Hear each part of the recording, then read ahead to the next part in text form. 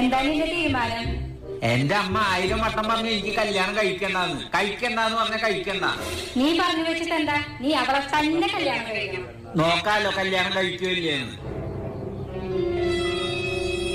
നോക്കാലോ എങ്ങനെ ഈ കല്യാണം നടക്കാന്ന്.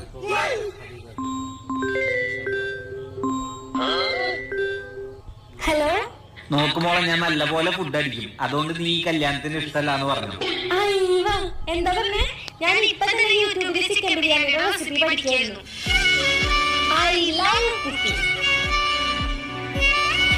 അതൊക്കെ ശരി, പക്ഷെ എനിക്ക് ശമ്പളം തീരെ കുറവാണ്. അതൊന്നും ഒരു പ്രശ്നമല്ല. അല്ലെങ്കിൽ എനിക്ക് പുരുഷന്മാര് പുറത്തു പോയി ജോലി ചെയ്യുന്നോട് തീരെ താല്പര്യമില്ല. നിങ്ങള് വീട്ടില് റെസ്റ്റ് എടുത്തോ, ഞാൻ ജോലിക്ക് പോകണ്ടല്ലോ.